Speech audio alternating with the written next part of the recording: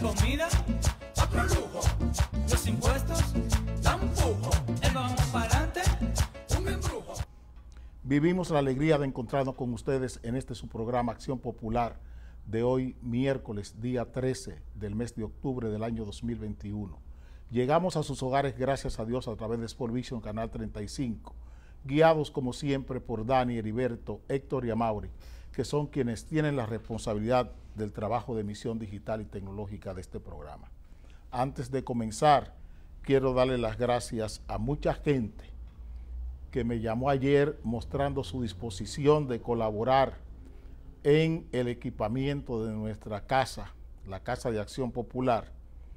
Y tengo que decirlo así, ya tenemos un escritorio, una galería de arte nos llamó a través de Joseph Cámpora desde Nueva York para regalarnos un cuadro pictórico para Acción Popular, una galería de arte importante de este país.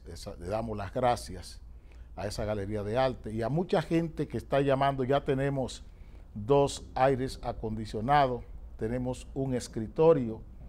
Eso fue la cosecha de ayer. Así es que estamos abiertos. Recuerden que esa es la casa para los dominicanos despiertos. Todos los dominicanos que estamos dispuestos a demostrar que estamos despiertos, que no estamos dormidos, descuidados con nuestro país, esa es la casa de todos los dominicanos que entienden esto. Todos los dominicanos que están despiertos mirando lo que aquí está ocurriendo, tienen su pedacito, su responsabilidad, su compromiso, su espacio en Acción Popular. Es lo que quiero decir. Los colores y la esencia de nuestra raza. Ayer no quise hablar de eso, pero viendo el camino que esto lleva, tengo necesariamente que hablar de Día de la Raza, porque es un tema político importante, porque lo que aquí hay es una gran guerra de desinformación con relación a este tema. La desinformación, es que quiero decir, hablo de desinformación, como la ideología de los imperios que tenían contradicciones con el imperio español se ha impuesto como teoría histórica y como teoría sociológica, al margen de todo lo que es arqueológico y al margen de todo lo que políticamente es antropológico en el descubrimiento de América. Tengo que hablar de eso. Aquí hay muchas desinformaciones sobre conceptos y realidades. Día de la Raza, una fecha que genera controversia. Eso fue ayer en el Parque Colón. Esto es América, una nota internacional. América arremete contra Colón para reivindicar derechos de los indígenas. Pues quiero preguntarle a todos los que llevan esas teorías, que si en el siglo XV, en el siglo XVI, en el siglo XVII, existía la Carta Universal de los Derechos Humanos. ¿En qué periodo fue que se produjo la llegada de Colón a América? Esa es la realidad.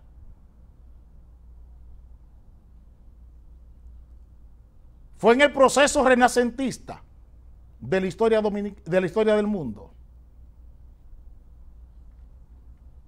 Estoy preguntando.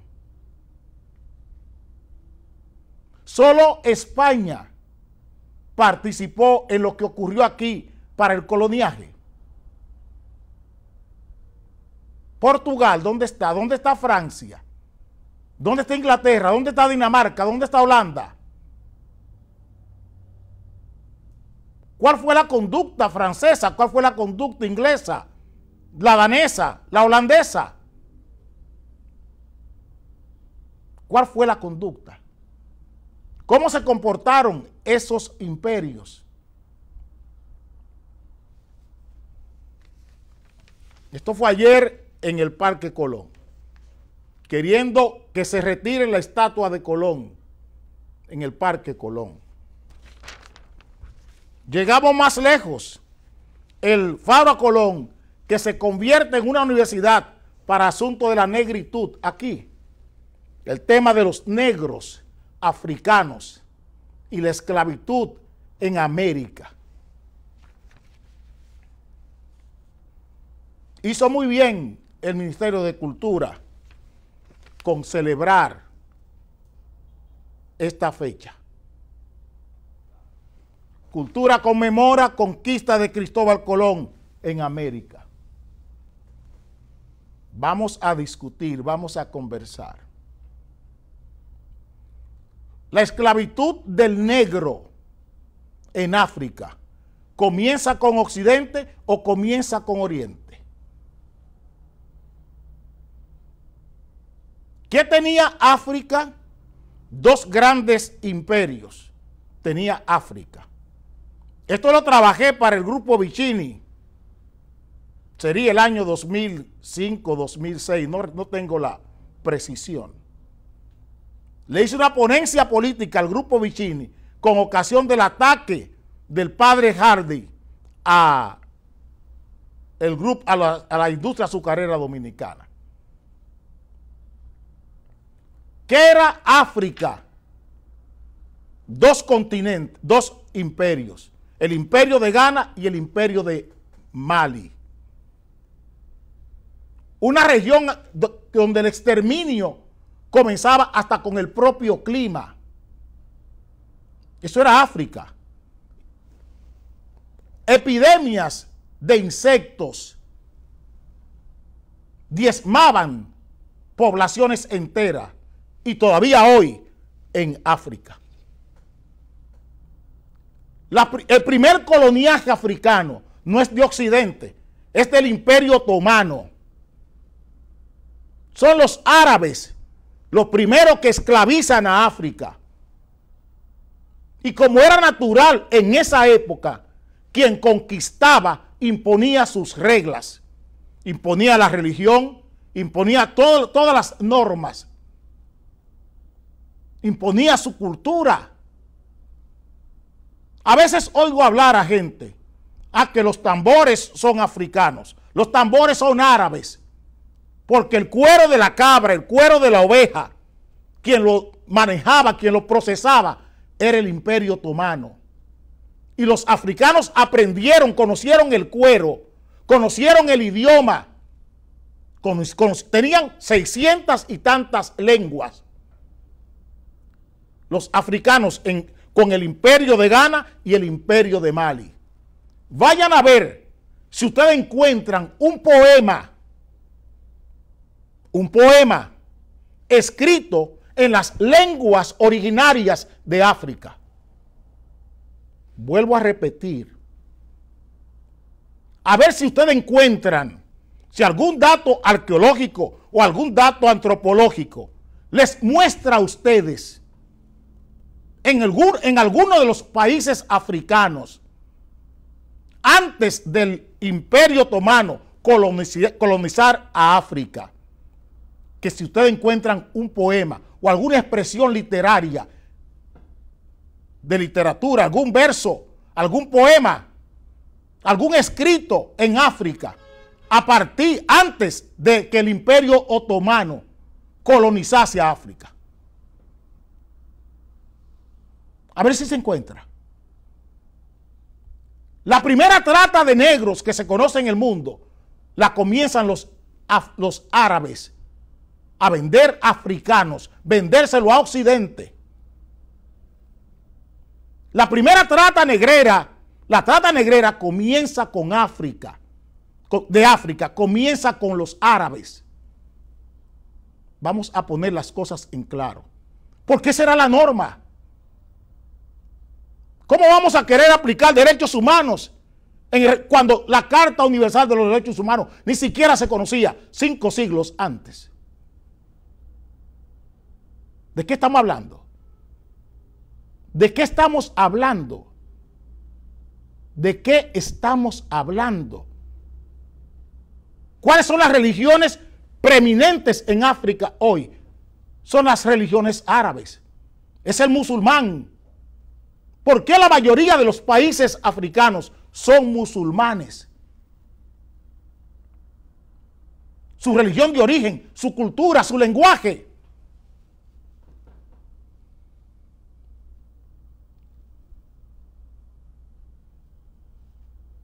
¿Por qué tenemos portugueses en África? ¿Por qué tenemos franceses, colonias francesas en África? ¿Cuántas colonias españolas tenemos en África? El verso, la literatura, la música africana es árabe. Repito, el verso, o sea, la literatura, la expresión, la belleza, el arte africano es musulmán, es árabe. No es verdad que el bongó, que la tambora, la tumbadora son africanas, son árabes. Pero aquí nos están vendiendo una situación, una yuxtaposición política, ideológica, como que esa es la realidad. Y esa no es la realidad. En América, la realidad es el coloniaje. La realidad es el coloniaje. Están hablando de matanzas. Y las matanzas en México, en los templos indígenas mexicanos, en los templos indígenas peruanos, los diaguitas de Argentina, esos mapuches chilenos, vayan a ver los templos, ¿qué hacían con las niñas vírgenes? Las más hermosas se las otorgaban a sus dioses en sacrificio para las mejoras agrícolas. 300 y 400 niñas sabían ser asesinadas en esos ritos religiosos indígenas. ¿Dónde estaban los derechos humanos ahí?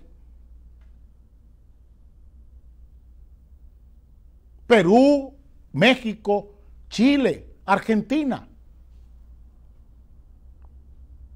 Guatemala, ¿dónde estaban los derechos humanos? Los aztecas, los chichimecas. Eso era rito. Esa era la creencia. ¿Dónde estaban los derechos humanos ahí? Y eran indígenas. Su cultura, lo que ellos creían. Y vamos a medir esa gente. Y vamos a hablar de derechos humanos. Cuando en un culto a Huitzilopochtli o a Tezcatlipoca, los dioses le ofrecían 15, 20 niñas en sacrificio a sus dioses. Eran conductas macabras, pero era su creencia. Era su creencia. Entonces, no podemos estar midiendo lo que hacían los imperios en una época de la historia del mundo. Queremos medirla con las varas, con los instrumentos sociales, los instrumentos culturales que tenemos hoy. Esa era la realidad. Esa era la realidad. Las matanzas del imperio Mali en sus cultos a sus deidades. ¿Quién las recoge? Lo que hacía el imperio de Mali, lo que hacía el imperio de Ghana.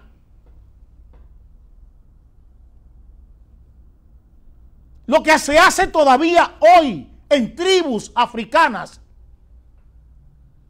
Esas matanzas se llevan a cabo hoy en tribus africanas. Ofrecer personas en sacrificio a sus dioses. Esas creencias están todavía vigentes hoy en África.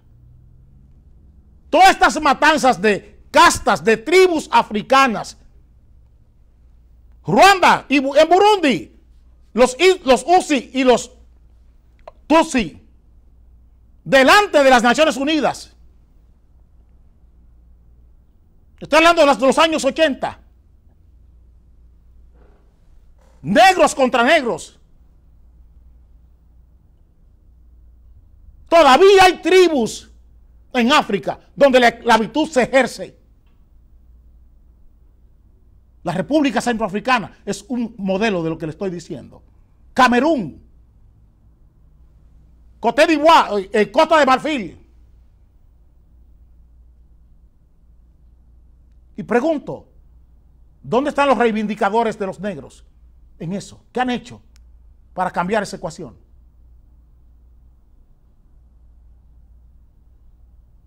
¿Qué han hecho para cambiar esa ecuación? Entre las tribus indígenas hoy en América del Sur, ¿cuáles son las relaciones que se dan?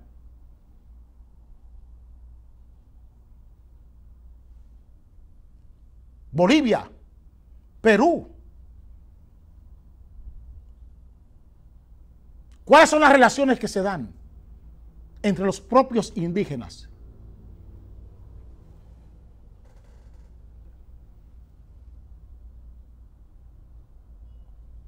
Vuelvo y repito, la única realidad que tenemos en África y que tenemos en América es el coloniaje. La única realidad es el coloniaje. Tenemos idiomas, raza. Oye, ¿qué pasa? ¿Qué dice el mapa del genoma humano? ¿Dónde está la raza en el mapa del genoma humano? Eso desapareció. No nos hemos dado cuenta. Y seguimos reivindicando la raza. Y seguimos reivindicando la raza. ¿Qué es lo peor? Seguimos haciendo una reivindicación de la raza, del color de la piel, como centro del debate político y de centro del debate social.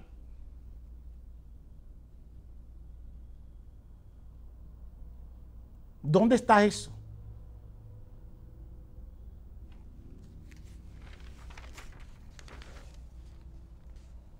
Nosotros éramos o somos racistas. Ola de inmigrantes haitianos desborda albergues en México.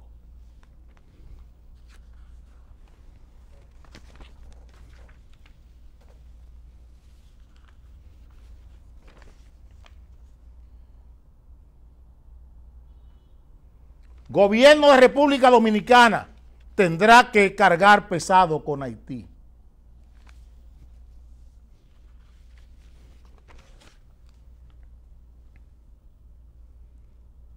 Construcción y agropecuaria domina mano de obra haitiana. En la construcción y en la agropecuaria de este país tiene el dominio, la dependencia es de la mano de obra haitiana. Esto es Haití.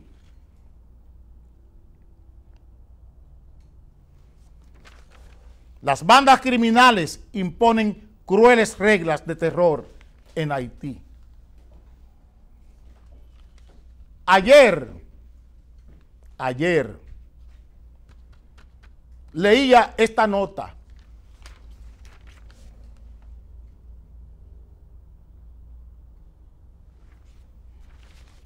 La masacre del Perejil del 37 y los motivos que la desencadenaron. Hice un corto que debe publicarse hoy.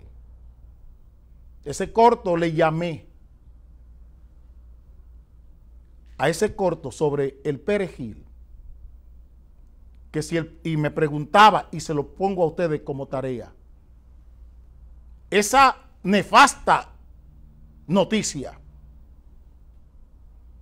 todas las sombras de el Perejil son los semáforos de hoy. Vuelvo y digo, toda la oscuridad del Perejil en el 37 son los semáforos de hoy en el 2021 en la República Dominicana y en el mundo. Por eso quise ponerle lo que está pasando en México, lo que está pasando en Colombia, lo que pasa en Brasil, lo que pasa en Panamá hoy, lo que pasa en Estados Unidos y lo que pasa en todo el hemisferio, lo que pasa en Cuba. Toda la oscuridad del 37 del Perejil son los semáforos de hoy. Vengo ahora.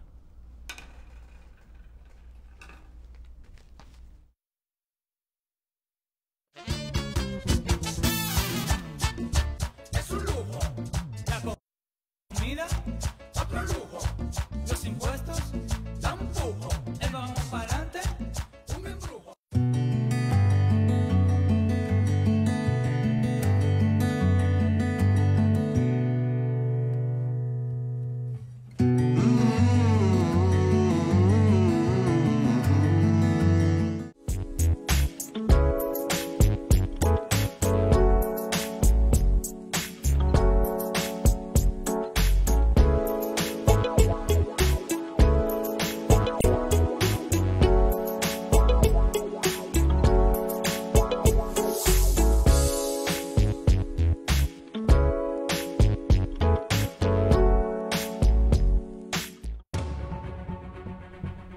Sigo insistiendo en que Acción Popular, nuestra casa, la que próximamente abriremos, porque ya estamos equipándola.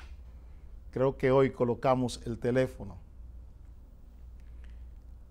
Nuestra casa es el espacio para todos los dominicanos que están en disposición de demostrar que están despiertos, que no duermen en este país. Quiero también darle las gracias, un mensaje que recibí muy bueno, de mucha alegría, a Luis Augusto Mañón Mota. Luis Augusto, me alegro que estés aquí en el país y que seas televidente nuestro. Ese me conoce desde niño. Si es que, Luis Augusto, gracias por tu mensaje.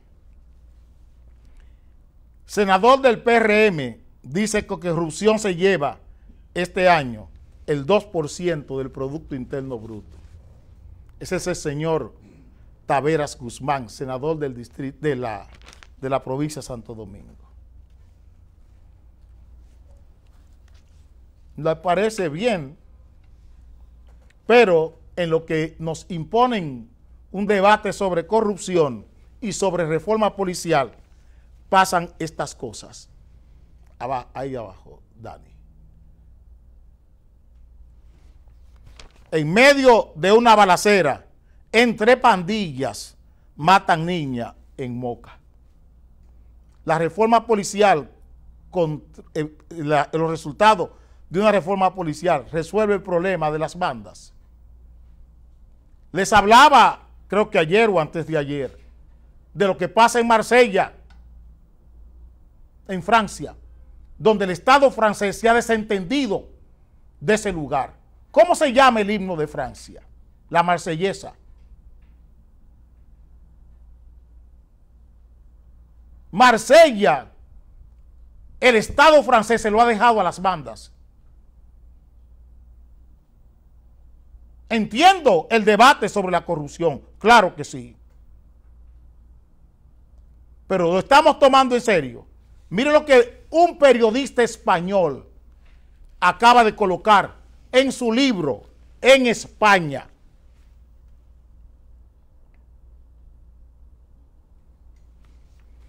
Periodista español afirma, fue fraude concesión de Aerodom. Esa es la privatización de los aeropuertos de este país.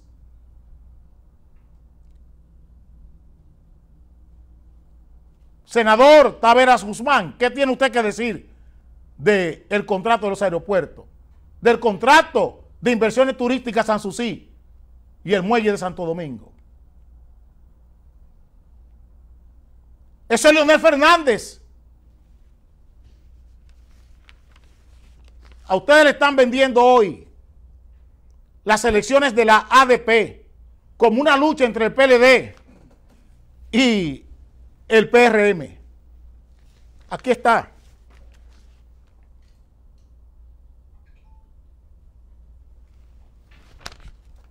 en lugar de ser un debate sobre rendición de cuentas en la ADP, si la ADP fuera un gremio realmente, no un conglomerado de enajenados, que es lo que tenemos en la ADP, una lucha de robots, es lo que tenemos. Es un tablero de ajedrez, donde hay fichas blancas y fichas negras. Y todo el que está ahí se mueve según lo determina el titiritero. El que juega del lado blanco y el que juega del lado negro. ¿Dónde está el debate de los 20.000 millones de dólares que se han invertido aquí en el sistema de enseñanza de este país desde el año 2013 hasta hoy? ¿Dónde está ese debate? En la ADP. Y ahí estamos viendo al señor Hidalgo aspirando a presidente o secretario general del ADP otra vez. El del PLD. Y Xiomara Guante, que decidió retirar su candidatura. ¿Dónde está el cuestionamiento de esa gente a la realidad de 20.000 millones de dólares que se han invertido en el sistema de enseñanza de este país? ¿Dónde está el debate por el aprendizaje? ¿Dónde está el debate por las condiciones que debe tener el maestro? A partir de 20.000 millones de dólares que se han invertido en el sistema de enseñanza de este país. ¿Dónde están las mejoras sociales del maestro? A partir de eso, ¿por qué no se debate el 4%? ¿Por qué el 4% no es el centro del debate en las elecciones del ADP? Porque ni el PRM ni el PLD pueden enarbolar una ponencia política sobre eso.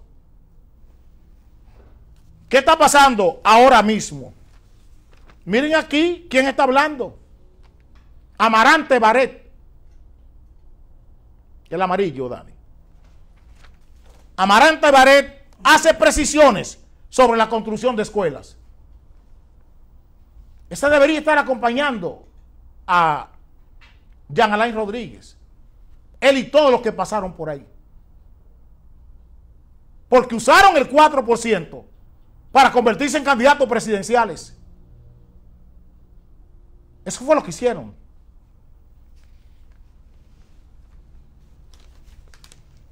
Aquí está abajo. Mire, senador, lo que está pasando. Este es un ex alcalde del PLD, extraditado por narcotráfico. Esa es la corrupción que debemos tratar. Ese es el debate real de este país. No es estar lanzando titulares, pagándole a periodistas para que conversaciones, declaraciones de senadores se conviertan en informaciones en los medios de comunicación. Vengo ahora. Es un lujo. La comida, otro lujo. Los impuestos, tampoco. El vamos para adelante, un embrujo.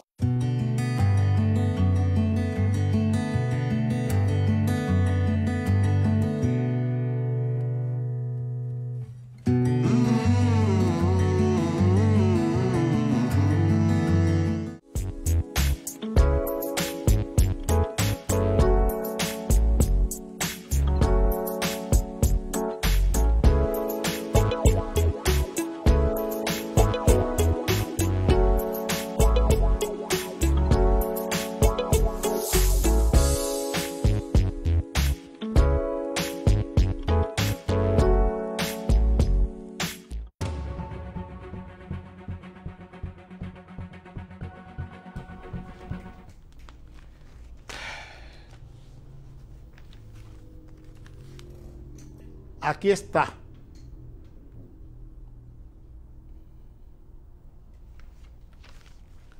Empresarios presionan para que reforma fiscal sea conocida en el CES, en el Consejo Económico y Social.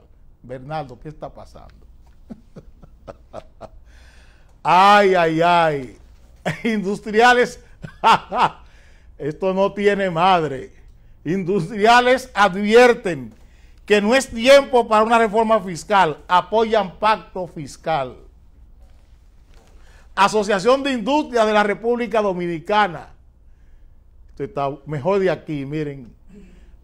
Asociación de Industrias de la República Dominicana llama a Qatar, Estrategia Nacional de Desarrollo, al abordar el pacto fiscal. Señores, yo tengo un invitado, tengo a Bernardo Castellanos, y yo quisiera concluir esto conversando con Bernardo Castellanos, porque muchas de las cosas que tienen que ver con esta reforma fiscal las voy a tratar con Bernardo. Y voy a pedir la pausa. Y recuerden que Acción Popular es para los dominicanos que estamos dispuestos a demostrar que estamos despiertos, que estamos vivos aquí en la República Dominicana. Vengo ahora. Es un lujo, la comida, otro lujo, los impuestos dan pujo, el vamos para adelante, un embrujo.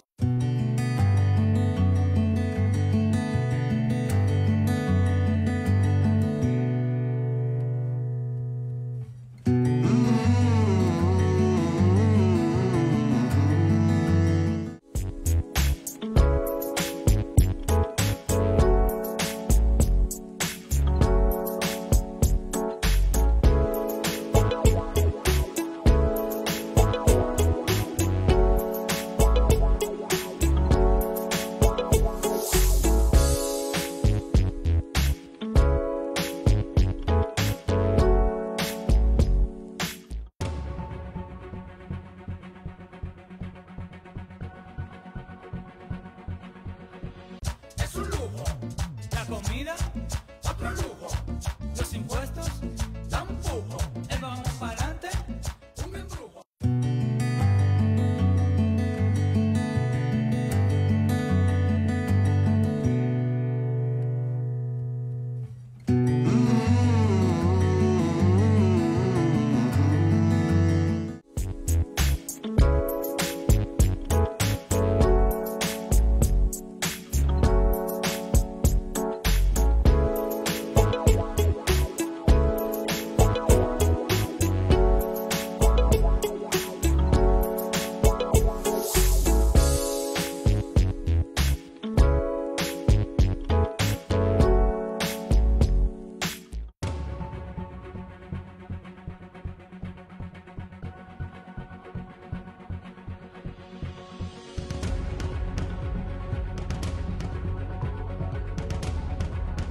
Es un lujo, la comida, otro lujo, los impuestos dan pujo, el vamos para adelante, un embrujo.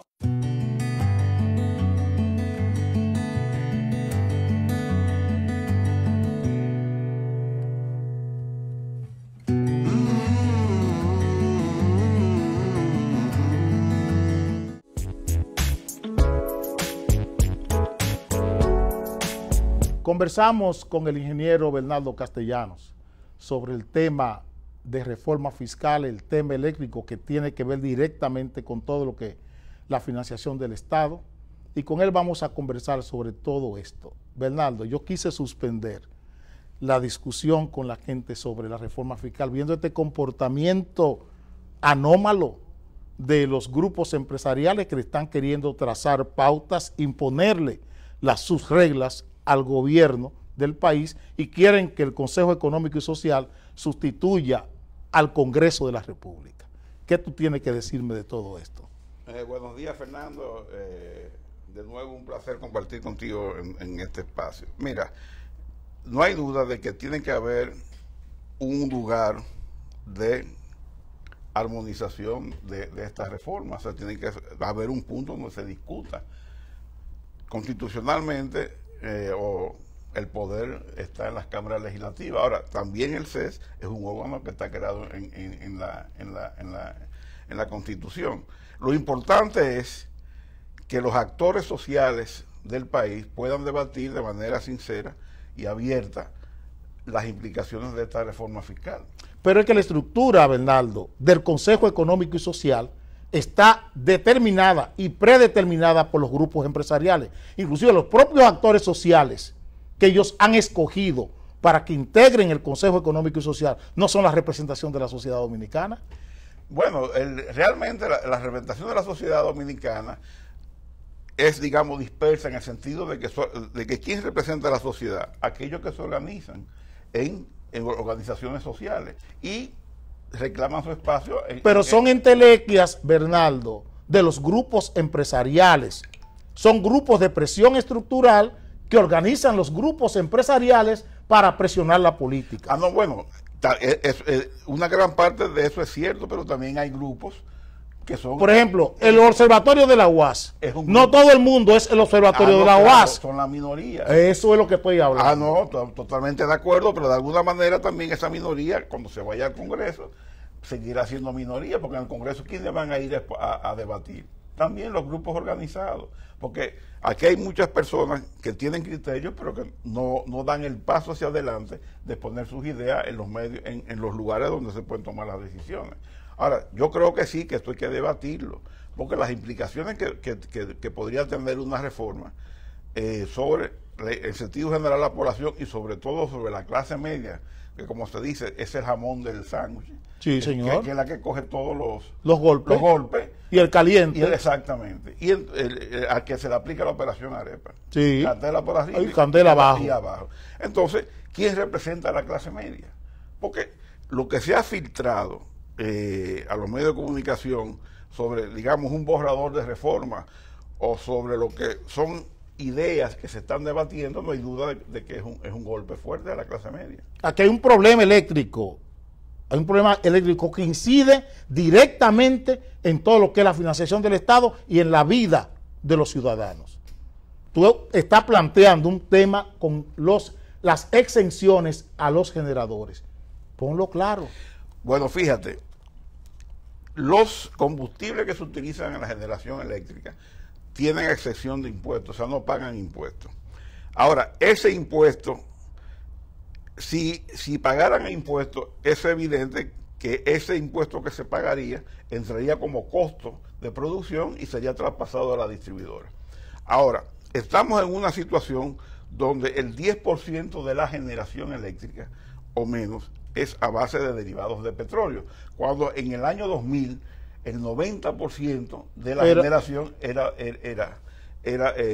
a base de derivados del petróleo. Entonces, estamos en una coyuntura ideal donde estos impuestos, o sea, esas exenciones específicamente a los derivados del petróleo se pueden eliminar. ¿Por qué? Porque solamente representan el 10%. Ahora, vemos con frecuencia la denuncia de ANADEGAS, que es la Asociación Nacional de Distribuidores de Gasolina, los sindicatos choferiles, diciendo que hay un trasiego de combustible desde el mercado que recibe exenciones de impuestos para traer derivados de petróleo, que no solamente son los generadores, hay una cantidad de industrias y hoteles que reciben, y eso se va al mercado formal y creando una competencia desleal. De los tres combustibles que se utilizan en generación, el único que tiene incidencia, digamos, en otras actividades de la economía nacional son los derivados del petróleo, o sea, el búnker C, sobre todo el diésel. En cambio, el carbón, la actividad principal es generación de electricidad. Sí. No hay un uso alternativo en la economía dominicana, y con el gas natural, aunque hay un uso alternativo, pero que es muy incipiente todavía, sí, porque son pocas las industrias que tienen sistemas de cogeneración o a base de gas natural. Entonces, si usted elimina esa exención de impuestos que tienen los generadores, obviamente estas denuncias de distorsiones que hay, de trasiego de combustible exonerado que supuestamente va a la economía, va a competir deslealmente. Va a competir deslealmente con los importadores que pagan sus impuestos. Evidentemente eso reduce o elimina un hoyo o una filtración que tiene la economía y le permitiría al gobierno recaudar una cantidad de dinero, yo diría que significativa. ¿Cuál sería el impacto, por ejemplo, de que se le cobre impuesto las exenciones impositivas, o sea, se le quitan las exenciones impositivas a los derivados del petróleo para la generación eléctrica directamente, o sea, ¿cuál sería el impacto sobre las sedes? Bueno, tú tienes que las sedes compran en el último año alrededor de 15.000 millones de kilovatios hora al año.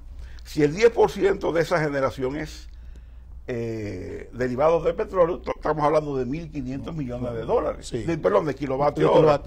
El 70% del costo de generación es combustible, o sea que si el 70% de 1.500, estamos hablando de 1.000 millones de kilovatios hora. Por cada centavo que puede impactar, por cada centavo de dólar, que eventualmente habría que hacer obviamente el análisis detallado para tú poder determinar cuál sería el impacto al quitar esas exenciones de los impuestos a los derivados del petróleo que están en el sector de generación, que solamente representa el 10%, o sea, pero por cada centavo que podría aumentar al tú eliminar las exenciones, ¿cuál es el impacto en la distribuidora? Que le aumenta su precio de compra entre 10 y 15 millones de dólares. ¿Qué son 10 o 15 millones de dólares con relación a un déficit que tiene la distribuidora de 1.000 millones de dólares al año? Nada. ¿Qué representa 10 o 15 millones de dólares al año con relación al exceso de gastos corrientes que tiene la distribuidora? Que debería ser 10% de sus ingresos y hoy día es un 24%. ¿Cuánto representa tener 14% de gasto corriente en exceso del 10%? 200 millones de dólares al año. Entonces, eliminar esas exenciones, que de paso no sería solamente a los generadores, si tú ahora el escenario sería todo derivado de petróleo que entra a la economía tiene que pagar los impuestos. Mira, Bernardo, la comercialización, toda la ley de hidrocarburos establece que todo lo que los instrumentos, todas las formas que guarda la ley para la comercialización tienen que licitarse. Tiene que licitarse el flete, licitarse la tasa de cambio, licitarse los fletes, todo lo que tiene que ver tiene que ir a licitación. Eso no se hace. Esos costos que están, por ejemplo, la gasolina de primera calidad tiene 100 y tantos pesos de costo y solo tiene 70 y pico de pesos de impuesto. Hay 64 pesos que nadie sabe de dónde vienen en la comercialización de los combustibles, por ejemplo la gasolina premium. ¿Qué pasa con eso? Bueno, y eso pasa con todo. Bernardo, nosotros tenemos generadores que son dueños del dólar, dueños de los barcos, eso es lo que tenemos, y también son dueños de la generación. Y tenemos 30 y tantos contratos ahí de generadores de grado a grado, que nadie lo puede revisar. Aquí tenemos un CONEP, una asociación de industria, que son los guetos, que son las pantallas, las instituciones sociales de fachada de los grupos empresariales. Ese señor que está hablando ahí, Marrancini, está hablando en nombre de eso. Él no quiere que eso se toque en el Congreso porque no saldrán bien de ahí. Ellos quieren que sea el Consejo Económico y Social quien maneje este asunto. Pero es la vida de la gente lo que está aquí en juego, Bernardo. Aquí se está gastando el dinero público, el dinero que tributa a la gente, para que esta gente esté siempre estable, para crear un punto de equilibrio financiero, fiscal, monetario, pero ¿en manos de quién? En manos del sector privado. Eso es lo que estamos haciendo, equilibrando las rentas de los grupos empresariales privados. Eso es lo que se hace aquí. O sea, si tenemos que ver la generación, si tenemos que ver todo lo que es impuesto, la estructura de impuestos, es sobre lo que está el jamón, la clase media, el que tiene que pagar todo aquí. Entonces, estos señores que son nada más que agentes de retención, son los que están decidiendo sobre cómo vamos a gastar el dinero. Es lo que a mí me preocupa en este asunto. Fíjate, en el caso de la generación, una manera que tú tendrías de tratar de mitigar todas esas conexiones que pueden existir, que existen entre suplidores de combustible, generadores, etcétera. ¿Cuál es? Cumplir la Ley General de Electricidad. ¿Qué dice la Ley General de Electricidad en su artículo 110? Que toda la energía que contraten la distribuidora, o sea, bajo contratos de compra de energía, tiene que ser fruto de licitaciones. Si tú haces licitaciones, tú pones licitaciones abiertas, sin restricciones, no como la de Manzanillo. O sea, que te permitan a ti que 40, 50, 60 empresas puedan presentar ofertas. Que tú tengas la posibilidad de que el mercado eléctrico en el sector de generación, que es el único sector o el único eslabón de la cadena del mercado eléctrico donde tú puedes tener competencia, porque en el esquema, en el sector de distribución y de transmisión son monopolios naturales. En consecuencia, al ser monopolios naturales, el regulador, la Superintendencia de Electricidad, es que establece mediante estudios los márgenes de intermediación de esas empresas. Valor agregado de distribución, que es en el caso de la distribuidora, y peaje de transmisión, en caso de la empresa de transmisión. Ahora, en el sector de generación es donde está la posibilidad de la competencia. Y además, la generación representa el 70% del costo de la tarifa. Entonces, si tú aplicas la ley, generas competencia a la hora de tú contratar nueva energía, que te vengan aquí 40, 50 ofertas, donde tú no pongas restricciones ni de tecnología, ni de combustible, ni de localización de donde tú vas a instalar la planta. No pongas restricciones de que para tú participar en la licitación y tener acceso a los documentos tengas que pagar $5,000. Y eso lo que te hace es que te elimina la auditoría y control social que debe tener esta sociedad sobre esa actividad, porque es una actividad que incide, es transversal a todo. Es que nos están obligando a pagar $900 millones en subsidios. Ese es el problema, Bernardo. Entonces, ¿qué pasa? En la medida que tú tengas el mercado de generación abierto, con muchos actores, en esa medida, esas vinculaciones o esos vasos comunicantes que pudieran existir se van eliminando, porque estamos abiertos tú generas una competencia. Porque el problema es cuando tú tienes oligopolios o monopolios. Y nosotros resulta penoso que en este país, que tiene una generación y demanda el doble de Panamá, y yo el mercado de Panamá lo conozco porque trabajé 7 años, tú tienes en Panamá más actores diferentes en el mercado de generación de lo que tenemos en este país. Y ahora mismo tenemos un ejemplo palpable en esa famosa licitación de Manzanillo, en donde inicialmente mostraron interés 60 empresas en participar, y luego cuando venía la segunda etapa, que había que someter ya documentación para acreditarse y evaluarse, de 60 nada más presentaron 16. ¿Por qué? Porque esa es una licitación que tiene demasiadas restricciones y tiene demasiadas barreras de entrada. Hay que pagar $5,000 por los documentos. Solamente es el gas natural. Se elimina la posibilidad de otro combustible que pudiera ser competitivo con el gas natural, como por ejemplo el gas propano. En Panamá, las últimas 2 licitaciones de contratos de largo plazo para nueva energía, el gas propano compitió con el gas natural y la diferencia fue menos de 1 centavo. O sea, la producción. O sea, el costo de venta en la licitación, sí. Porque se licita, o sea, a cómo tú me vendes la energía. La evaluación es lo que se ofertó, porque es la misma tecnología. O sea, entre gas natural y gas licuado de petróleo, menos de 1 centavo. Menos de 1 centavo de dólar por kilovatio hora. ¿Y cuál es la diferencia? Que la inversión en infraestructura para el gas natural es muy alta, porque tiene que hacer la terminal o el gasoducto, y el gas propano es mucho más. Eso es un tanque. Bueno, exacto, y es un tanque que no es criogénico, o sea, es mucho más barato. Pero lo importante es que tú generes competencia. Si el gas natural gana, ganó.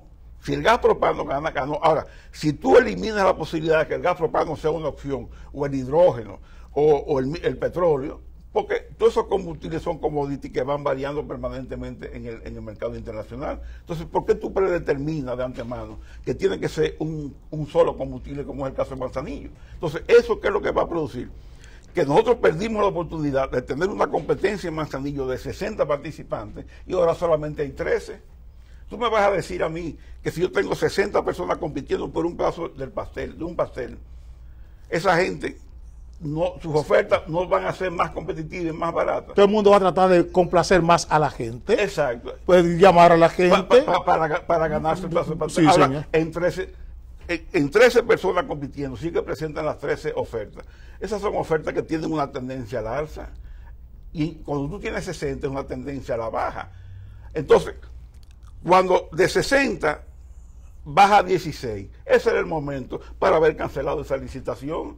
Porque el mercado le está diciendo a los que están organizando la licitación, aquí hay un problema. Pero es que tenemos, mira, Bernardo, tú me escribiste en estos días 2 artículos sobre el tema del transporte y específicamente el monorriel. Porque lo que me preocupa a mí es la vida de la gente. La preocupación que yo tengo es cómo la gente está viviendo.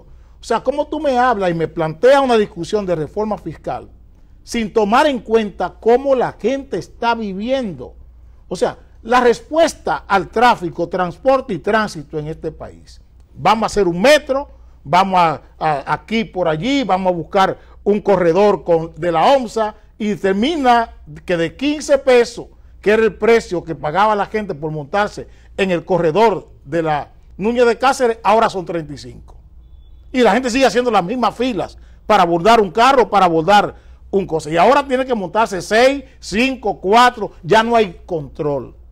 ¿Qué vamos a hacer? Mira, el tema de transporte es un tema, digamos, complejo. Te pongo el tema porque sí, me trataste el tema del monorriel. Sí, fíjate, es un tema complejo, porque esos sistemas de transporte, o sea, a veces se transmite la idea, la falsa idea, de cuando tú generas un transporte colectivo, tú vas a sacar vehículos de circulación, y eso no es cierto. ¿Qué ha sucedido con el metro, el uso del metro, tanto en Santo Domingo como en Panamá? En Panamá yo viví la experiencia del metro, porque en los últimos, o sea, el metro en Panamá, que comenzó después de nosotros, yo viví en Panamá 2 años o 3 años de metro, y vi la situación. En Panamá, igual que aquí, el tráfico es un caos. O sea, hay unos tapones terribles. En Panamá todavía quizás la situación es más compleja, porque en la ciudad de Panamá el urbanismo de las calles no es una cuadrícula como es aquí, sino es más bien un concepto que le llaman supermanzana, en donde al no ser cuadrícula tú vas a un sitio y para tú tener vías alternas es más complicado. Aquí con la cuadrícula pues tú tienes vías alternas.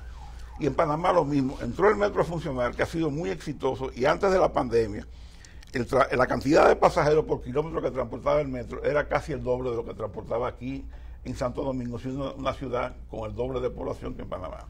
Ahora, ¿qué pasó en Panamá y qué está pasando aquí?